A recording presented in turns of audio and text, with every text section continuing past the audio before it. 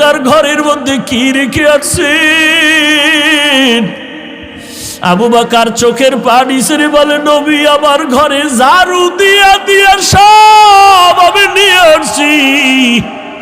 আমার ঘরে আমার আল্লাহর আমার নবী ছাড়া কেউ নাই। আমার আল্লাহ ছাড়া আমার মুহাম্মদ নবী ছাড়া আমার কেউ নাই। আমি সব ঝাড়ু দিয়া দিয়া আমি সব দিনের নবীর সামনে আসছি। কারণ এই সময় যদি আমি কিছু রাখি আমি আল্লাহর কাছে ফলাফল পাবো না। আমার খানার মতো চুলায় আগুন জ্বলে না, ঘরে খাওন নাই। এত কষ্টের মধ্যেও আমি আপনার মোহাব্বত আর আমার মাওলার মোহাব্বতে সব বিলীন করে দিলাম। ও নবী, এখন আমার ঘরে আল্লাহ ছাড়া কেউ নাই। নবী বড় আশ্চর্য হয়ে গেলেন। আবু বকরের কথা শুনে ওমরের মাথাটা নত হয়ে গেল। আজকে বুঝি আমি বড় দোয়াটা পাইলাম না। আবু বকরের যেই পরিমাণ কোরবানি, ওই পরিমাণ কোরবানি তো আমি ওমর দিতে পারি নাই। ওসমানও মাথা নত করে ফেললেন। যদিও টাকা পয়সা বেশি দিয়েছি, আবু বকরের মতো কোরবানি তো দিতে পারলাম না। নবীও পেরেশান। হঠাৎ করে জিবরাইল এসে হাজির। জিবরাইল আমিন এসে আমার নবীর সালাম দিয়ে কয়, নবী আমার আল্লাহ প্রতিদিন আপনাকে সালাম জানায়। আজ আমার আল্লাহ আপনাকে সালামের সাথে সাথে আল্লাহ পাক আজকে আবু বকরকে আলাদা করে সালাম দিয়েছেন। এবং আল্লাহ জানতে চেয়েছেন, আবু বকর আপনার মনের কি হালাত? নবী বলেন, আবু বকর কপাল আপনার ধন্য। আল্লাহ তাআলা জিবরাইল পাঠাইয়া বলেছেন আল্লাহ আপনাকে সালাম দিয়েছেন। আবু বকর কান্না করে করে পাগলের মতো, আবু বকর আপনার মনের কি হালাত আল্লাহ জানতে চেয়েছেন। আবু বকর কান্না করে বলেন, ও দয়ার নবী, আমি ছিলাম মক্কার ভিতরে একটা জাহান্নামের আসামি। কে জানতো, কে চিনতো আমি আবু বকরকে? আমারে তো কেউ জিগাইতো না। আজ আমি আপনার সোহবতে আসার পর আল্লাহ আমাকে এত সম্মান দান করেছেন আপনার সোহবতের কারণে, যে আল্লাহ আজ আমাকে সালাম পর্যন্ত পাঠায় দিছেন। মায়ার নবী কান্না করে বলে, রে আয়েশা, আবু বকরের এই 2 দিনের কোরবানি যদি এক পালায় দেওয়া হয়, আমার অন্য উম্মতের নেক যদি অন্য পাল্লায় রাখা হয়, আবু বকরের সমান হবে না। ও নবীরা আশিক উম্মতির দল, এত দামি আবু বকর, কিন্তু তার জীবনের ইতিহাস বড় কান্নার আওয়াজ। মায়ার নবী রাতের বেলা ঘর থেকে বের হলেন। হুজরা থেকে বের হয়া মসজিদে নববীর কিনারায় হঠাৎ শুনে কান্নার আওয়াজ, শুনতেছে কান্নার আওয়াজ। গভীর রাত, নবী হালকাভাবে নজর দিয়ে দেখে তার সাহাবী আবু বকর তাহাজ্জুদে দাঁড়ায় দাঁড়ায় কান্না করতেছে, সে আওয়াজ আসতেছে। নামাজ শেষের পর আল্লাহর নবী বললেন, আবু বকর আপনি কাঁদলেন কেন? আবু বকর বলে, নবী হাসরের ময়দানের ভয়ে আমি কান্না করেছি। বলে, কেন কান্না? আপনার তো জান্নাতের টিকিট আল্লাহ দান করেছেন। আবু বকর বলে, নবী যদি আল্লাহ রাগ করিয়া টিকিট ক্যান্সেল করে দেয় তখন আমার উপায় কি হবে রে নবী? আপনিই তো হাসরের ভয়ঙ্কর অবস্থার বয়ান করেছেন। কিয়ামতের ময়দান হবে নাকি বড় ভয়ঙ্কর ময়দান। সূর্যটার আলো বন্ধ হয়ে যাবে, ওদিকে সমুদ্রের পানি গরম হয়ে যাবে। আল্লাহ তাআলা রাগান্বিত আওয়াজ দিয়ে বলবেন, ওয়ামতাজুল ইয়াউমা আইয়ুহাল মুজরিমুন, ও গুনাহগারের দলেরা, নেককারদের থেকে তোমরা আজ আলাদা হয়ে যাও। নেককারদের আমলনামা ডান হাতে দিব, গুনাহগারদের আমলনামা বাম হাতে দিব। অন্যদিকে সূর্যের গরম, আবার জাহান্নামের চিৎকারের আওয়াজ। জাহান্নামের আওয়াজে জাহান্নাম চিল্লায় বলবে, আল্লাহ বেনামাজি গুনাহগারগুলো কই, সব আমার পেটে দাও। জাহান্নামের আওয়াজে হাসরের ময়দানটা থরথর করে কেঁপে উঠবে। ও নবী, আপনিই বলেছেন যে নবীদের কোনো গুনাহ নাই, নবীরা পর্যন্ত নাফসি নাফসি নাফসি বলে কান্না করবেন, উম্মতের কথা সবাই ভুলিয়া যাবেন। ও মায়ার নবী, ওই সময় কঠিন এক হালাত, কান্না করে করে মানুষের চোখের পানি শেষ হয়ে যাবে, রক্ত পড়া শুরু হয়ে যাবে। ও নবী, আপনি হাসরের ময়দানের ভয়ঙ্কর অবস্থার কথা বলেছেন। আম্মা জান আয়েশা বলেন, আমি দেখি আমার মায়ার নবী একদিন আমার হুজরায় বসে গুনগুন করে কান্না করেন। আমি বললাম, নবী কেন কাঁদেন? বলে, আয়েশা, হাসরের ময়দানের ভয়ঙ্কর আযাবের কথা মনে পড়েছে, কান্না করি। কেমন আযাব হবে আয়েশা জানোনি? নবীদের কোনো গুনাহ নাই, তারা নাফসি নাফসি বলে কাঁদবেন, উম্মতের কথা ভুলিয়া বলবে, আল্লাহ আমাকে বাঁচাও, আমাকে বাঁচাও। মূসা নবী কাঁদবেন, আল্লাহ আমাকে বাঁচাও। ঈসা নবী কাঁদবেন, আল্লাহ আমাকে বাঁচাও। আপন আপন বলতে কেউ ওই সময় আপন হয়ে যাবে না। আল্লাহর নবীর এই কান্না দেখে আম্মা জান আয়েশা বলেন, আমি আমার নবীকে প্রশ্ন করলাম, নবী, সমস্ত নবীরা নাফসি নাফসি বলে যদি কান্না করে, আপনি তো দোজাহানের সরদার, আপনি তখন কি করবেন?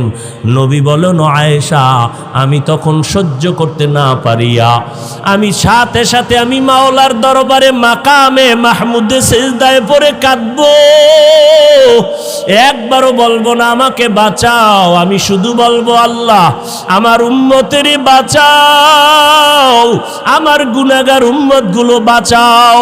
একটা উম্মতও যেন জাহান্নামে না যায়, জাহান্নামে গেলে আমি জান্নাতের ময়দানে যাব না। আম্মা জান আয়েশা বলেন, নবী তখন কি হবে?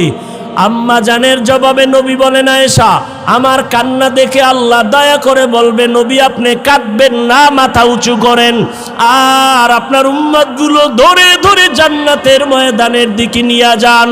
আল্লাহর অর্ডার পাইয়া আমি তখন আমার উম্মতগুলো বাছাই করে করে জান্নাতের দরজায় নিব। আম্মা জান আয়েশা প্রশ্ন করলেন, নবী কোটি কোটি মানুষের ভেতরে আপনার উম্মতগুলো কেমনে চিনবেন? আমার মায়ার নবী বলেন, ও আয়েশা, আমার উম্মতেরা যারা 5 বেলা রোজু বানাইয়া সিজদা করেছে, নামাজ পড়েছে, কিয়ামতের কঠিন সময়ে তাদের ওযুর অঙ্গগুলো নূরের আলোতে ঝলমল করতে থাকবে। আমি নবী দেখে দেখে তাদেরকে জান্নাতের ময়দানে নিয়ে যাব। আমি আল্লাহর নবী তাদেরকে না নিয়ে জান্নাতে যাব না। ও পর্দার আড়ালের আম্মা জানেরা, আপনারা তো নবীদের মা, সাহাবায়ে কেরামের মা, আউলিয়ায়ে কেরামের মা, হাফেজে কোরআনের মা। আপনারা খাদিজা রাদিয়াল্লাহু আনহার মতো নারী, আয়েশা রাদিয়াল্লাহু আনহার মতো নারী, ফাতেমা রাদিয়াল্লাহু আনহার মতো নারী কয়দিন আর দুনিয়াতে বাঁচবেন? ও যুবক, ওই মা বাবার দোয়া নিয়ে সামনে আগাও, নবীজির সুন্নতের মালা গলায় লাগাও। মরিয়া গেলে যাবা, নামাজ ছাড়বা না, বেপরদায় চলবা না। একটা সেকেন্ডের জাহান্নামের আযাব সহ্য করার শক্তি কারো নাই। আজ এত বিশাল জান্নাতি বাগান, কত আশেক জাকেরারা বসে আছে, কত আল্লাহর বান্দার চোখে পানি, অথচ আমার তোমার চোখে কেন পানি নাই? গুনার কারণে আল্লাহ বুঝি বেজার। এখনো সময় আছে, তওবা করে নাও। মা বাবার দোয়া নিয়ে আগাও। মা বাবার চোখের পানি আর দোয়ার কারণে আজ এই চেয়ারে বসলাম। এমন কোন সন্তান নাই যে মা বাবার চোখের পানি ছাড়া মানুষ হয়ে গেল। ওই মা বাবার কত কান্না, কত চোখের পানি। আজকে তুমি তাদের কান্নায় পরীক্ষায় ভালো নাম্বার পেয়েছো। ওই মা বাবার চোখের পানি আর দোয়ার কারণে তুমি টাকার মালিক, বাড়ি গাড়ির মালিক হয়েছো। ও আল্লাহর বান্দারা, এই জায়গায় যারা আছো অনেকের মা নাই, বাবাও নাই, অন্ধকার কবর থেকে দোয়ার অপেক্ষায় আছে রে সন্তান। ওই মা বাবা তোমার আমার জন্য এত কাঁদলেন, তোমার চোখে কি এক ফোঁটা পানি আসবে না রে সন্তান? এত নিষ্ঠুর কেন হয়েছ? ওই মা বাবার জন্য কি এক ফোঁটা চোখের পানি ছেড়ে কাঁদতে পারো না রে বাবা? ওই মা বাবার দোয়া ছাড়া মাওলানা হতে পারো নাই। ওই মা বাবার চোখের পানি ছাড়া আলেম হতে পারো নাই। ওই মা বাবার কষ্টের জীবন। বাবার মনে চাইছিল মাঝে মাঝে ইলিশ মাছ দিয়া খানা খাবে, কিন্তু কিনার মতো টাকা ছিল না। মায়ের মনে চাইতো কোনো সময় আঙ্গুর বেদানা খাবে, কিন্তু টাকা ছিল না কেনার মতো। আজকে তোমার ফ্রিজে মাছের অভাব নাই, ফলের অভাব নাই, কিন্তু তোমার ফ্রিজে মাছ আর ফল থাকলে কি হবে? যেই মা বাবায় আফসুস করলো, সেই মা বাবাই তো আজ কাফন পরিয়া কবরের ভেতরে চলে গেল। ওই ফল তুমি আর কারে খাওয়াইবা? ওই মাছ কারে খাওয়াইবার সন্তান? ওই মা বাবারে তো মাছ যদি না পারো, ফল খাওয়াইতে পারো নাই। আল্লাহর কাছে দুই ফোঁটা চোখের পানি ছেড়ে দোয়া করো আর বলো, দয়ার মালিক, যেই বাবার ক্লান্ত পরিশ্রম, কত খানা না খাইয়া, ঘুম না গিয়া, কষ্ট করে করে জীবন কাটায় দিলে। বাবা কোনোদিন নিজের কাপড় কেনার জন্য কষ্ট করে নাই। বাবা কোনোদিন নিজের পেটে খানা দেওয়ার জন্য কাজকর্ম করে কষ্ট করে নাই। বাবা দিন নাই রাত নাই এত কষ্ট করেছেন শুধু সন্তানকে হাসি মুখ দেখবে, সন্তানের বড় বানাবে। বাবা রিক্সা চালাইয়া চালাইয়া টাকা দেয়, ভ্যান চালাইয়া টাকা দেয়, চায় সন্তানটারে মানুষ বানাবে। বনক বাবা বেতন দিতে পারে না, অনেক বাবা জামা কাপড় দিতে পারে না, মানুষের বাড়ি কাজ করে আর দিল খুশি আমার সন্তান কোরআন তেলাওয়াত করে, আমার সন্তান কেওড়া বুনিয়া মাদ্রাসায় পড়ে, আমার কষ্ট কোনো দুঃখ নাই, গাধার মতো কষ্ট করি তারপরও দুঃখ নাই। আমার সন্তান যদি হাফেজ হয়, আলেম হয়, কিয়ামতের দিন যদি জিজ্ঞেস করে কি নিয়ে হাজির হয়েছো, আমি যদি কোনো আমল পেশ করতে না পারি, আমার জীবনের কষ্টের দেওয়া টাকা দিয়ে যে সন্তানটারে আলেম বানাইলাম, ওই সন্তান আমাকে না নিয়ে জান্নাতের ময়দানে যাবে না। ও আল্লাহর আশেকেরা, সন্তানটাকে পারলানি কোরআন পড়াইতে, সন্তানটারে পারলানি আলেম বানাইতে, হাফেজ বানাইতে। সন্তান স্কুলে পড়াও আলহামদুলিল্লাহ বাধা নাই, কলেজে পড়াও বাধা নাই, তবে সন্তানটাকে আদর্শওয়ালা বানাইও। সন্তানের ব্যবহারে যেন আলেমরা কষ্ট না পায়, সন্তানের ব্যবহারে যেন মুরব্বীরা কষ্ট না পায়, সন্তানের ব্যবহারে যেন সমবয়সী কেউ কষ্ট না পায়। ওই সন্তানকে আদর্শওয়ালা বানাইয়া কোরআন পড়ায় যাও। ডাক্তার হলেও কোরআন পড়ে পড়ে দোয়া করবে, আর ওই সন্তানের আচরণ দেখিয়া এলাকার মানুষ মা বাবার জন্য প্রাণ খুলে দোয়া করবে। ও আল্লাহর বান্দারা, এখনো যারা পারেন নাই তওবা করেন। আল্লাহ যতদিন হায়াত রাখেন দিনের উপরে নিজেও চলবো, সন্তানকে চালাবো, একজন আদর্শ সন্তানের বাবা মা হইয়া কবরে যাব। আজকে থেকে আর কোনোদিন গুনাহের পথে যাব না, আজকে থেকে সন্তানকেও গুনার পথে চালাবো না, নবীর তরিকার বাইরে চলবো না। আল্লাহ আমাদের সবাইকে খাঁটি তওবাওয়ালা জিন্দেগি দান করেন। ওগো নবীর উম্মতেরা হয়ে আজি দিশাহারা, কোরআন হাদিসের চলো যখন যাহা চায় মনে, নবী বিনে কে তরাবে পুলসিরাত মিজানে, নবী বিনে কে তরাবে পুলসিরাত মিজানে। কেমন মায়ার নবী আমার, নবী রাস্তা দিয়া যখন চলে একটা মেঘের খণ্ড নবীর মাথায় ছায়া দেয়, সূর্যের গরম যেন নবীর কষ্ট দিতে না পারে। কেমন মায়ার নবী আমার, শরীর মোবারকের মধ্যে মশা মাছি পড়ে না, হারাম।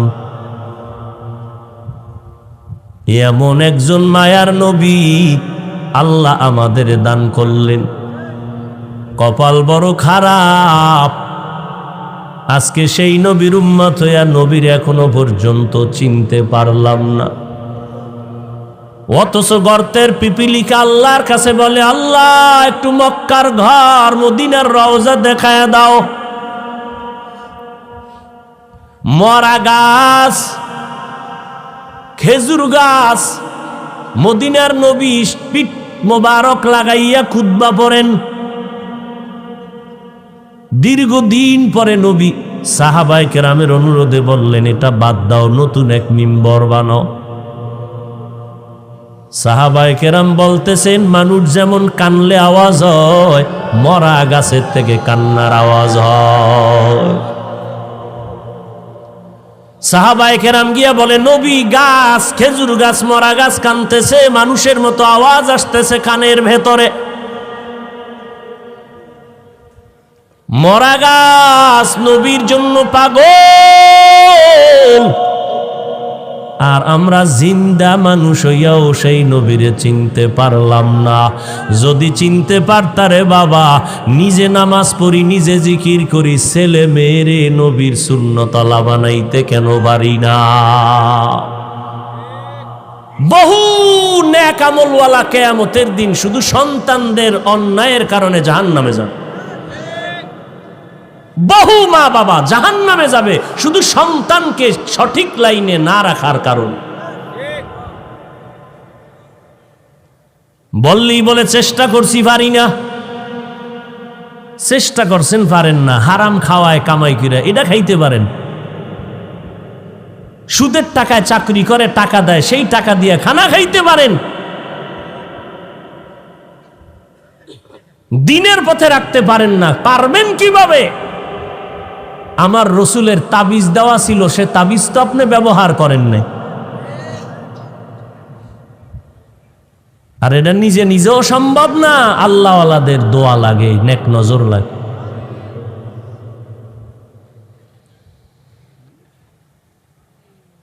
আল্লাহর নবী আয়েশা বলে, গাছ কেন কাঁদো?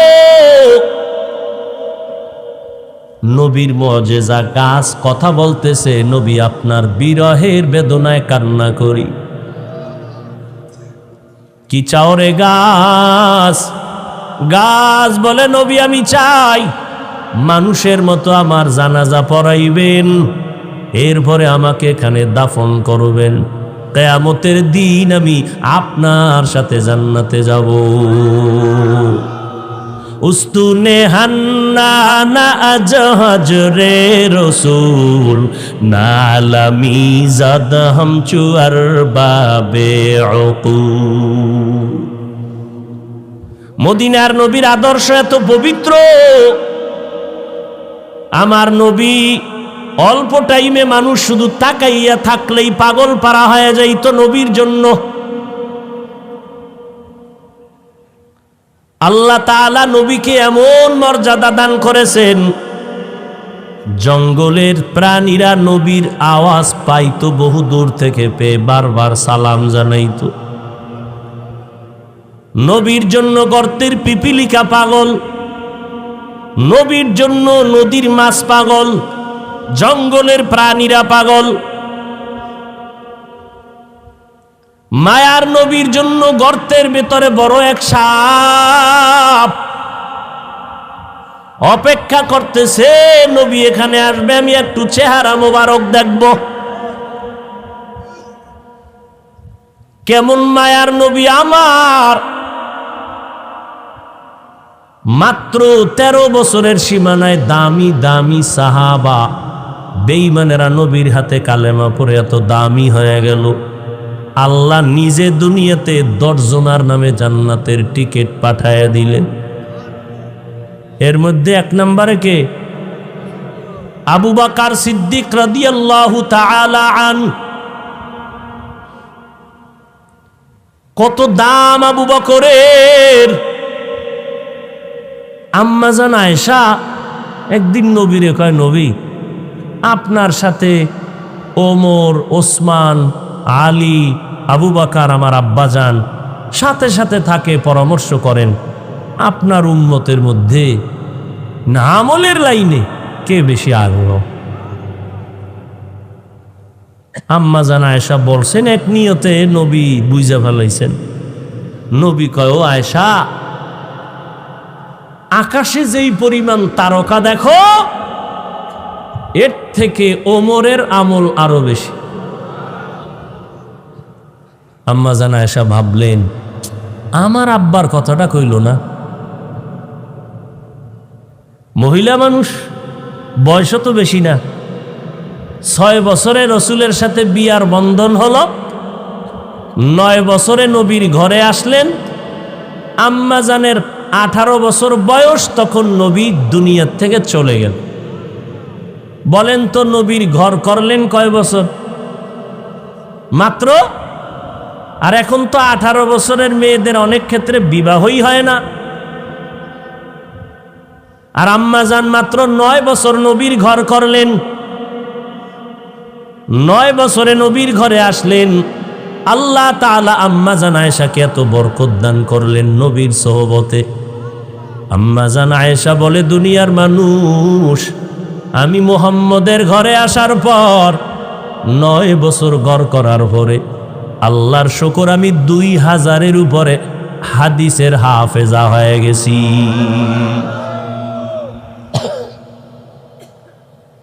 বড় বড় সাহাবায়ে কেরাম কোনো মাসআলায় আটকায় গেলে আম্মা জানের কাছে আসতেন, আম্মা জান এমন সমাধান দিতেন, সমস্ত সাহাবায়ে কেরাম এক আওয়াজে মেনে নিতেন, কোনো ইখতিলাফ করতেন না। নবীজি কইলেন ওমরের কথা, আম্মা জান ভাবলেন আমার আব্বার কথা বললেন না, এবার বইলেই ভালাইলেন, আমার আব্বার খবর কি? আব্বাকে আম্মা জান আয়েশার বাবা আবু বকর। এইবার নবী কয়, ও আয়েশা, তোমার বাবার কথা? আবু বকরের কথা কি বলবো রে আয়েশা? আবু বকরের জীবনে 2 দিনের 2টা আমল আল্লাহর কাছে এত প্রিয়। 2 দিনের 2টা আমল, 2টা ত্যাগ, 2টা কোরবানি আল্লাহর কাছে এত দামি। ওমর কেন, আমার সব উম্মতের আমল যদি এক পালায় দেও তার সমান হবে না।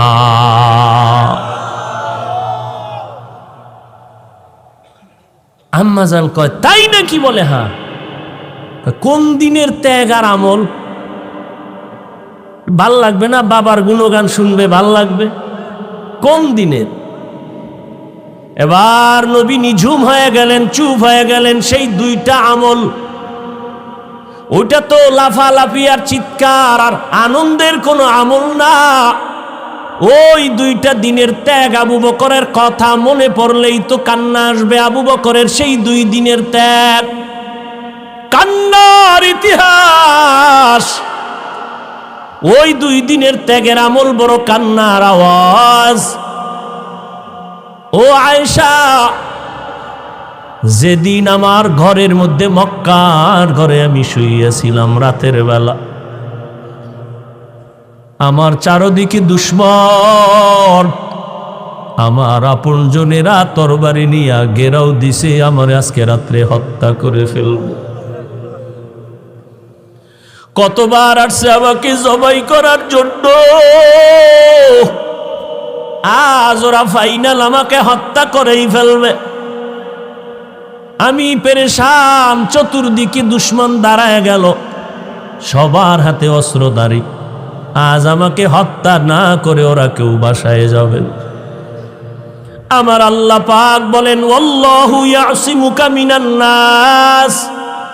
ও নবী, কোরআন হেফাজতের জিম্মাদারি আমি আল্লাহ যেমন এককভাবে নিয়েছি, আপনাকেও হেফাজতের জিম্মাদারি আমি আল্লাহ এককভাবে নিয়েছি। আপনার কোনো ক্ষতি হবে না পয়গম্বর, ধৈর্য ধারণ করেন। এবং প্রস্তুতি তো আগের থেকেই বলা হয়েছে, আজ আর ঘরের মধ্যে থাকা যাবে না, এখনই বের হইয়া মদিনার পথে হিজরত করা লাগবে, আর থাকা যাবে না।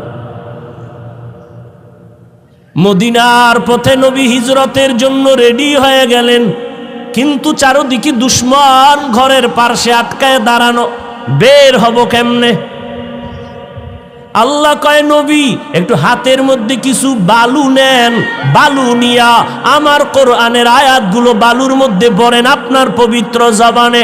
মায়ার নবী আল্লাহর হুকুম পাইয়া বালুগুলো হাতের মধ্যে নিয়ে মোহব্বতের আওয়াজ দিয়ে তেলাওয়াত শুরু করলেন, বিসমিল্লাহির রহমানির রহিম, ইয়াসিন ওয়াল কুরআনিল হাকীম, ইন্নাকা লামিনাল মুরসালিন আলা সিরাতিম মুস্তাকিম, তানজিলাল আজিজির রহিম, লিতুনযিরা কওমান মা উনযিরা আবাউহুম ফাহুম গাফিলুন, লাকাদ হাক্কাল কওলু আলা আকসারিহিম ফাহুম লা ইউমিনুন, ইন্না জাআলনা ফি আ'নাকিহিম আগলালান ফাহিয়া ইলাল আযকানি ফাহুম মুকমাহুন, ওয়াজআলনা মিন বাইনি আইদিহিম ওয়া মিন খালফিহিম সাদ্দান ফাআগশাইনাহুম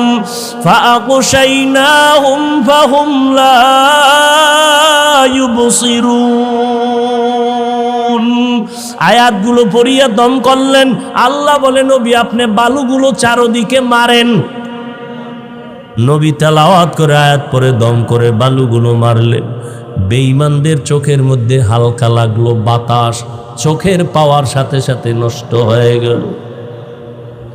আল্লাহ পাকের অর্ডার, এবার নবী বের হয়ে গেলেন।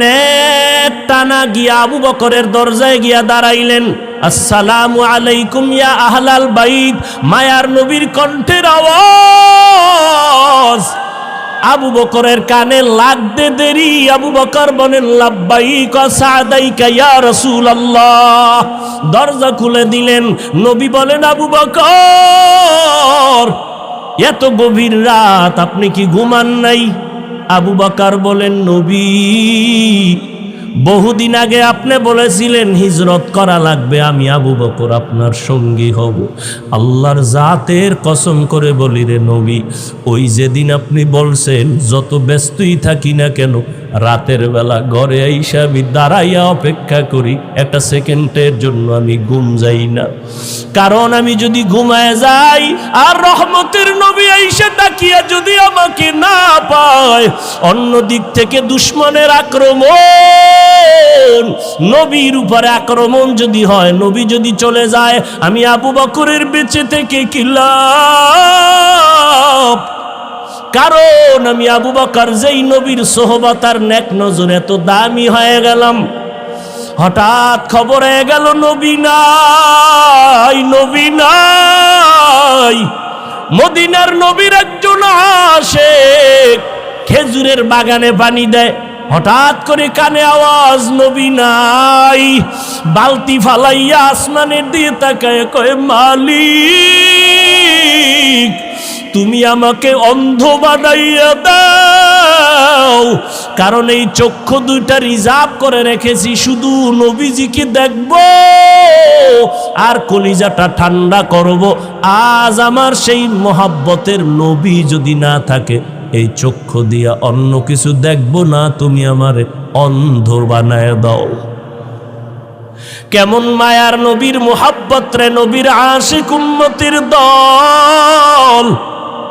আজকে ১৫০০ বছর পরেও ওই নবীর আদর্শের কারণে কত সম্মান আল্লাহ দান করেছেন। নবীর মোহাব্বতের টুপি, নবীর আদর্শের দাড়ি, নবীর আদর্শের পোশাক, আজকে কত সম্মান। যত বড় কাটটা বেঈমান হোক না কেন, মদিনার পোশাকটা দেখলে সম্মান করার চেষ্টা করে। মদিনার নবীর আদর্শের এত দাম, ১৫০০ বছর পরেও কত বড় বড় বিধর্মীরা নবীর সুন্নতের এই আদর্শ দেখে মুসলমান হয়ে গেল। আবু বকর বলে, নবী আল্লাহর জাতের কসম আমি একটা সেকেন্ড ঘুমাই না, দরজার কিনারায় দাঁড়ায় দাঁড়ায় অপেক্ষা করি নবী এসে কখন আমারে ডাক দিবে, আমি সাথে সাথে যেন জবাব দিয়ে দরজা খুলতে পারি। মায়ার নবী চোখের পানি ছেড়ে কাঁদলেন। আবু বকর, এটা কেমন করে সম্ভব?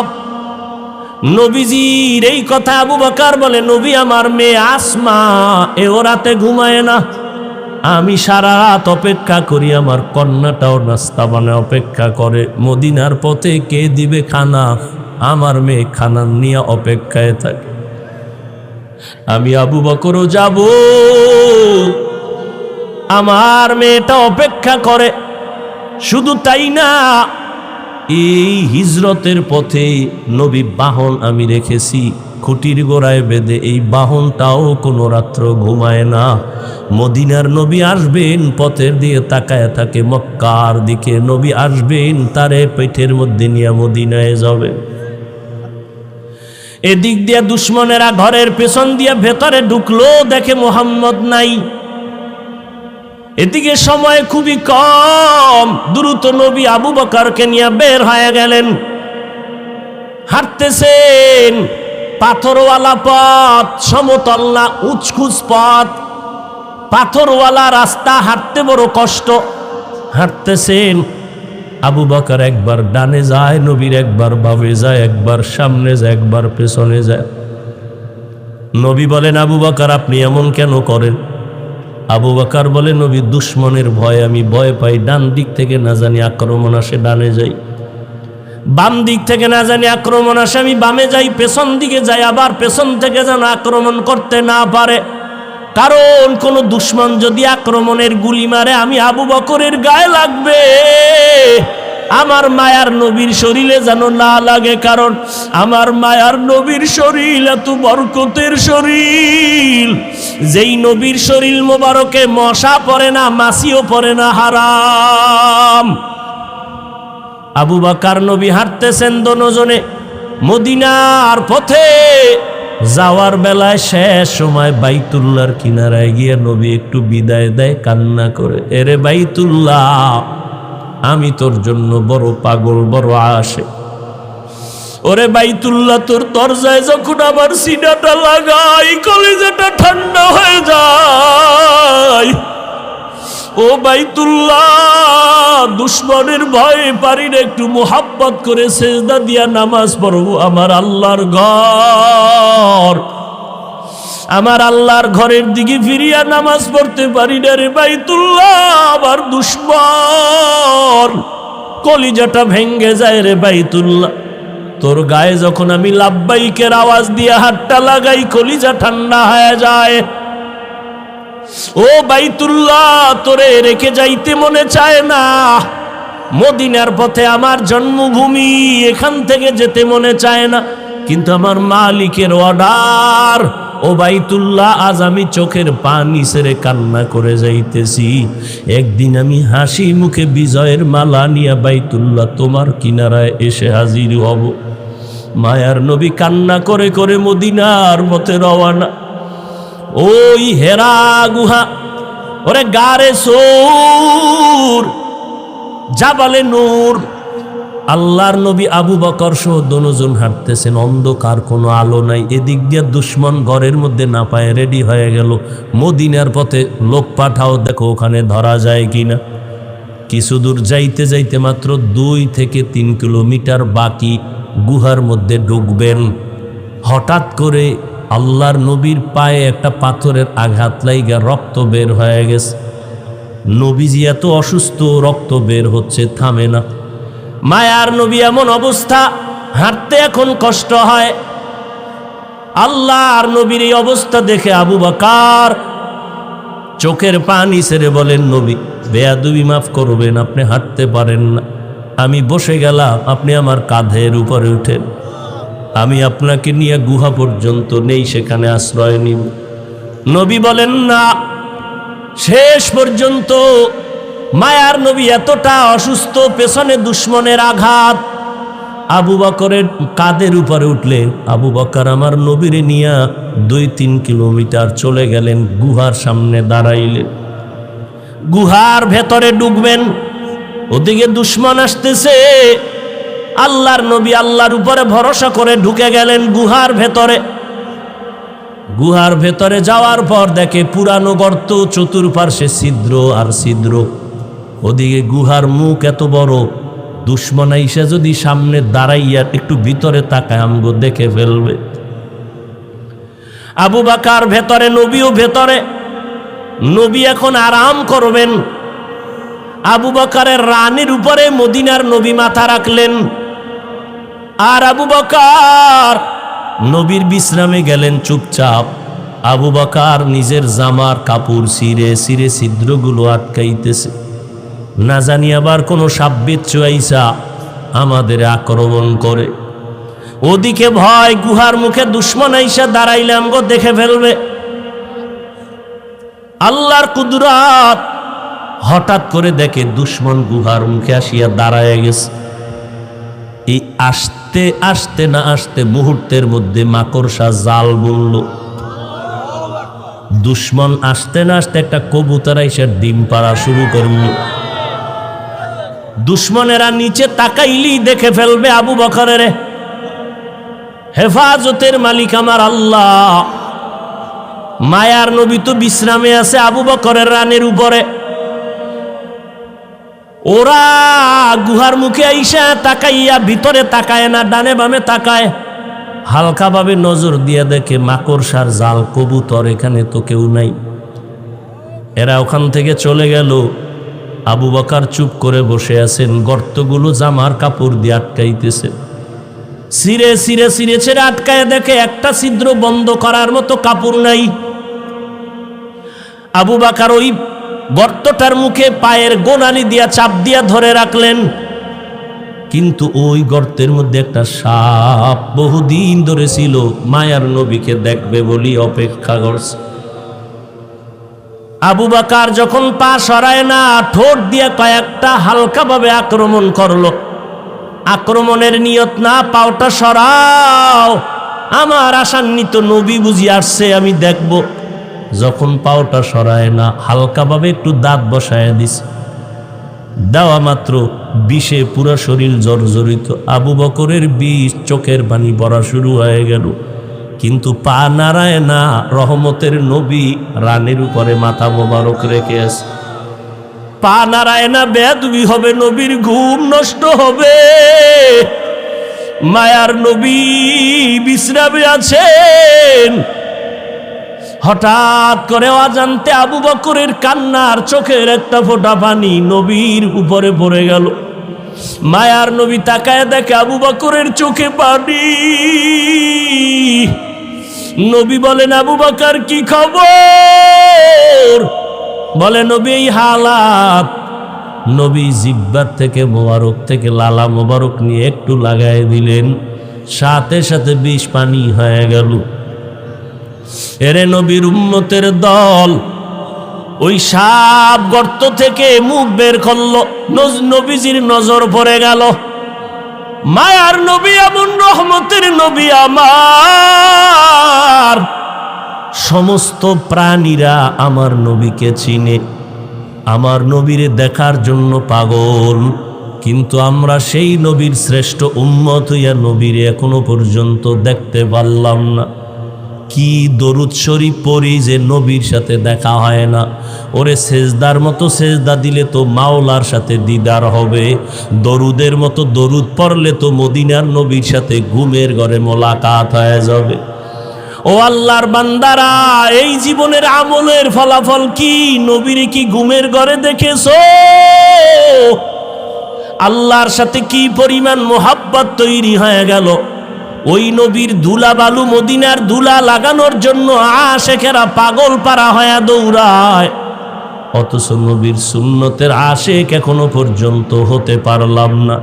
কই সুন্নতের দস্তরখান, কই বাথরুমে গেলে টুপি, কই জুতা, কই ডিলাকুলু, কই টিস্যু পেপার ব্যবহার, খানার মধ্যে কই নবীর সুন্নতের খবর নাই। এরপরে নিজে তো এক চিন্তা, আবার আমার সন্তান, ছেলে মেয়ে, আমার পরিবার। আল্লাহর নবী চোখের পানি ছেড়ে গর্তের বিবরণ দেয়। আম্মাজান আয়েশা কাঁদতেছেন। আম্মাজানকে বললেন, ও আয়েশা, তোমার বাবা আমাকে কাঁধে নিয়া 3 কিলোমিটারের মতো রাস্তা পারাইয়া ওই গর্তের মধ্যে নিয়া তার রানে আমি মাথা দিয়া বিশ্রাম নিছিলাম। বিষের ব্যথায় কানছে, তবে একটু পা নাড়ায় নাই। এই যে ত্যাগ আবু বকর আমার জন্য দিনের স্বার্থে দিল, সারা দুনিয়ার উম্মতের নেক এক পালায় দিলেও সমান হবে না।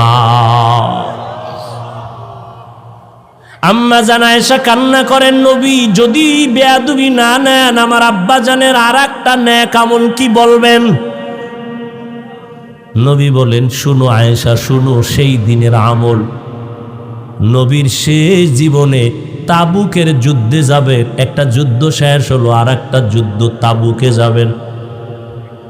তাবুকে যাবেন মদিনার থেকে বহুদূর। ওই যুদ্ধে যাবেন এমন সময় খেজুরও পেকে গেল, খেজুর কাটার সময়, মানুষের কাজের সময়, প্রচন্ড রোদের তাপ। আবার আর একটা যুদ্ধ থেকে আইসা সব ক্লান্ত। কিন্তু রোম সম্রাট বেঈমান হাজার হাজার কাফেলা নিয়ে আসতেছে মদিনার দিকে যুদ্ধ করার জন্য। এবার নবী ঘোষণা দিলেন, তৈরি হয়ে যাও, 30,000 কাফেলা নিয়ে আমরা যুদ্ধে যাব তাবুকে। সবাই রেডি হয়ে গেলেন, কিন্তু এই যুদ্ধে 30,000 সাহাবী নিয়ে গেলে আমাদের অনেক বাহন লাগবে, সাওয়ারি লাগবে, টাকা লাগবে।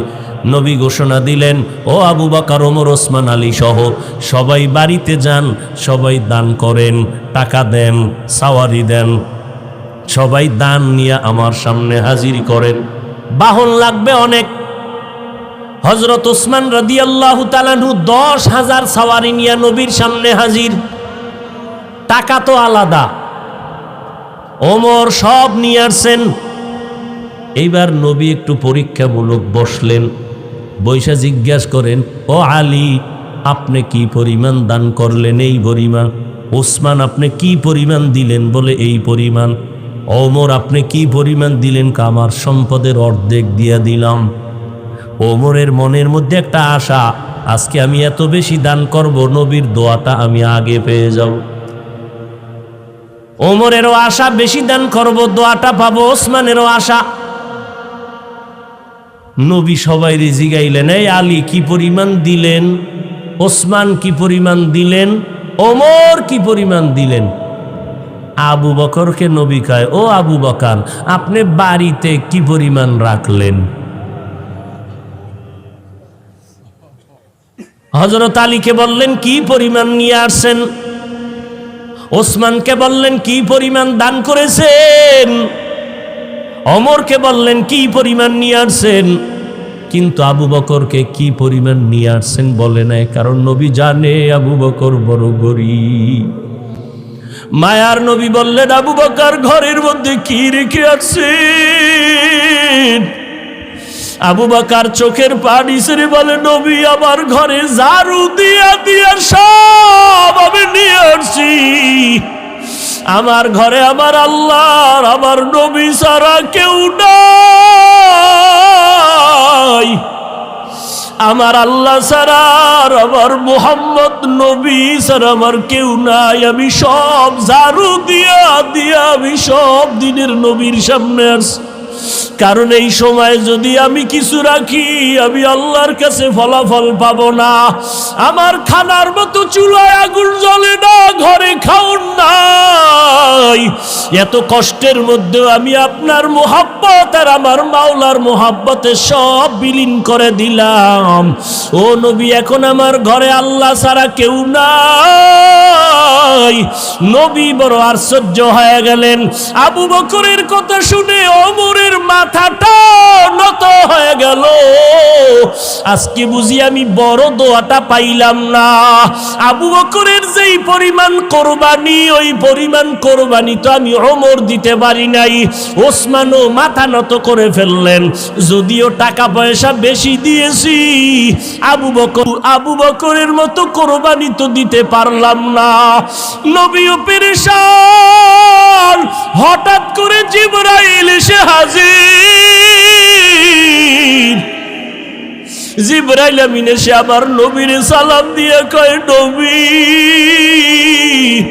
আমার আল্লাহ প্রতিদিন আপনাকে সালাম জানায়।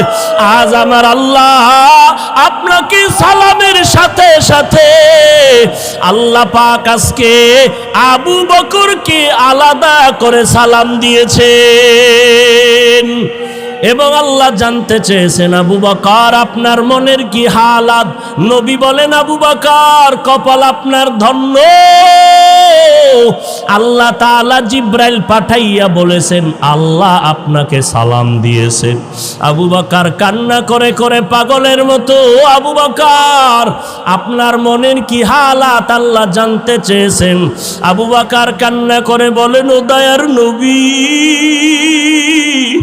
আমি ছিলাম মক্কার ভিতর একটা জাহান্নামের আসামি।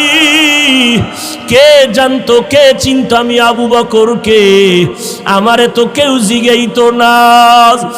আজ আমি আপনার সোহবতে আসার পর আল্লাহ আমাকে এত সম্মান দান করেছেন আপনার সোহবতের কারণে, যে আল্লাহ আজ আমাকে সালাম পর্যন্ত পাঠায় দিছেন। মায়ার নবী কান্না করে বলে, রে আয়েশা, আবু বকরের এই 2 দিনের কোরবানি যদি এক পালায় দেওয়া হয়, আমার অন্য উম্মতের নেক যদি অন্য পাল্লায় রাখা হয়, আবু বকরের সমান হবে না। ও নবীর আশিক উম্মতির দল, এত দামি আবু বকর, কিন্তু তার জীবনের ইতিহাস বড় কান্নার আওয়াজ। মায়ার নবী রাতের বেলা ঘর থেকে বের হলেন। হুজরা থেকে বের হয়া মসজিদে নববীর কিনারায় হঠাৎ শুনে কান্নার আওয়াজ। শুনতেছে কান্নার আওয়াজ, গভীর রাত। নবী হালকাভাবে নজর দিয়ে দেখে তার সাহাবী আবু বকর তাহাজ্জুদে দাঁড়ায় দাঁড়ায় কান্না করতেছে, সে আওয়াজ আসতেছে। নামাজ শেষের পর আল্লাহর নবী বললেন, আবু বকর আপনি কাঁদলেন কেন? আবু বকর বলে, নবী, হাসরের ময়দানের ভয়ে আমি কান্না করেছি। বলে, কেন কান্না? আপনার তো জান্নাতের টিকিট আল্লাহ দান করেছেন। আবু বকর বলে, নবী, যদি আল্লাহ রাগ করিয়া টিকিট ক্যান্সেল করে দেয় তখন আমার উপায় কি হবে রে নবী? আপনিই তো হাসরের ভয়ঙ্কর অবস্থার বয়ান করেছেন। কিয়ামতের ময়দান হবে নাকি বড় ভয়ঙ্কর ময়দান। সূর্যটার আলো বন্ধ হয়ে যাবে, ওদিকে সমুদ্রের পানি গরম হয়ে যাবে। আল্লাহ তাআলা রাগান্বিত আওয়াজ দিয়ে বলবেন, ওয়ামতাজুল ইয়াউমা আইয়ুহাল মুজরিমুন, ও গুনাহগারের দলেরা, নেককারদের থেকে তোমরা আজ আলাদা হয়ে যাও। নেককারদের আমলনামা ডান হাতে দিব, গুনাহগারদের আমলনামা বাম হাতে দিব। অন্যদিকে সূর্যের গরম, আবার জাহান্নামের চিৎকারের আওয়াজ। জাহান্নামের আওয়াজে জাহান্নাম চিল্লায় বলবে, আল্লাহ বেনামাজি গুনাহগারগুলো কই? সব আমার পেটে দাও। জাহান্নামের আওয়াজে হাসরের ময়দানটা থরথর করে কেঁপে উঠবে। ও নবী, আপনিই বলেছেন যে নবীদের কোনো গুনাহ নাই, নবীরা পর্যন্ত নাফসি নাফসি নাফসি বলে কান্না করবেন, উম্মতের কথা সবাই ভুলিয়া যাবেন। ও মায়ার নবী, ওই সময় কঠিন এক হালাত, কান্না করে করে মানুষের চোখের পানি শেষ হয়ে যাবে, রক্ত পড়া শুরু হয়ে যাবে। ও নবী, আপনি হাসরের ময়দানের ভয়ঙ্কর অবস্থার কথা বলেছেন। আম্মা জান আয়েশা বলেন, আমি দেখি আমার মায়ার নবী একদিন আমার হুজরায় বসে গুনগুন করে কান্না করেন। আমি বললাম, নবী কেন কাঁদেন? বলে, আয়েশা, হাসরের ময়দানের ভয়ঙ্কর আযাবের কথা মনে পড়েছে, কান্না করি। কেমন আযাব হবে আয়েশা জানোনি? নবীদের কোনো গুনাহ নাই, তারা নাফসি নাফসি বলে কাঁদবেন, উম্মতের কথা ভুলিয়া বলবে, আল্লাহ আমাকে বাঁচাও, আমাকে বাঁচাও। মূসা নবী কাঁদবেন, আল্লাহ আমাকে বাঁচাও। ঈসা নবী কাঁদবেন, আল্লাহ আমাকে বাঁচাও। আপন আপন বলতে কেউ ওই সময় আপন হয়ে যাবে না। আল্লাহর নবীর এই কান্না দেখে আম্মা জান আয়েশা বলেন, আমি আমার নবীকে প্রশ্ন করলাম, নবী, সমস্ত নবীরা নাফসি নাফসি বলে যদি কান্না করে, আপনি তো দো জাহানের সর্দার, আপনি তখন কি করবেন? নবী বলেন, আয়েশা, আমি তখন সহ্য করতে না পারিয়া আমি সাথে সাথে আমি মাওলার দরবারে মাকামে মাহমুদে সিজদায় পড়ে কাঁদবো। একবারও বলবো না আমাকে বাঁচাও, আমি শুধু বলবো, আল্লাহ আমার উম্মতেরই বাঁচাও, আমার গুনাহগার উম্মতগুলো বাঁচাও। একটা উম্মত যেন জাহান্নামে না যায়, জাহান্নামে গেলে আমি জান্নাতের ময়দানে যাব না। আম্মা জান আয়েশা বলেন, নবী তখন কি হবে? আম্মা জানের জবাবে নবী বলেন, আয়েশা, আমার কান্না দেখে আল্লাহ দয়া করে বলবে, নবী আপনি কাঁদবেন না, মাথা উঁচু করেন, আর আপনার উম্মতগুলো ধরে ধরে জান্নাতের ময়দানের দিকে নিয়ে যান। আল্লাহর অর্ডার পাইয়া আমি তখন আমার উম্মতগুলো বাছাই করে করে জান্নাতের দরজায় নিব। আম্মা জান আয়েশা প্রশ্ন করলেন, নবী কোটি কোটি মানুষের ভেতরে আপনার উম্মতগুলো কেমনে চিনবেন? আমার মায়ার নবী বলেন, ও আয়েশা, আমার উম্মতেরা যারা 5 বেলা রোজু বানাইয়া সিজদা করেছে, নামাজ পড়েছে, কিয়ামতের কঠিন সময়ে তাদের অজুর অঙ্গগুলো নূরের আলোতে ঝলমল করতে থাকবে।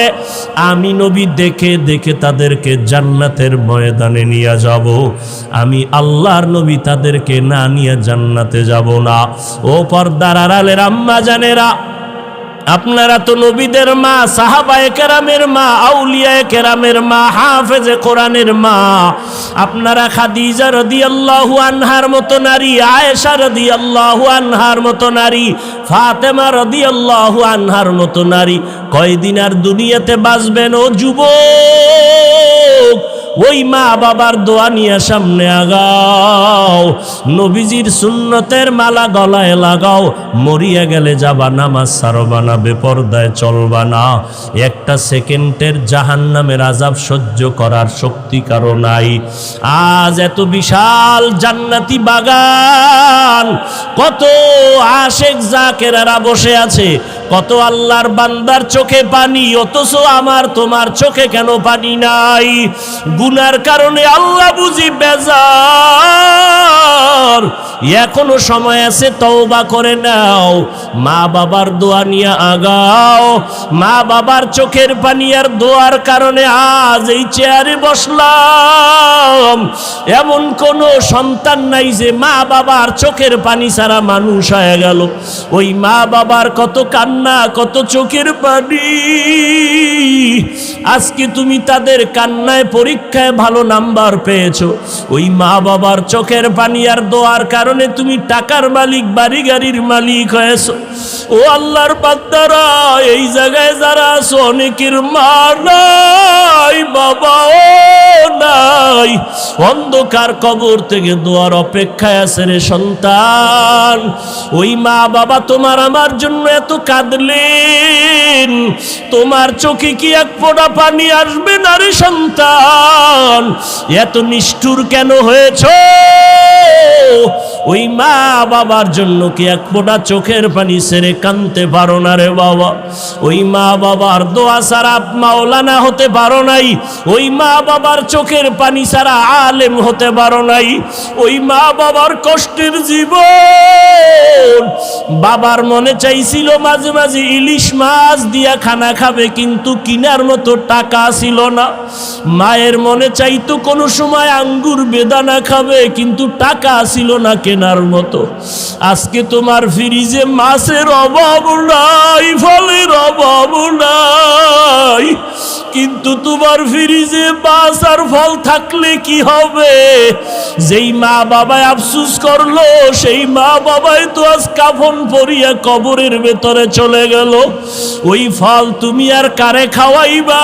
ওই মাছ কারে খাওয়াইবার সন্তান?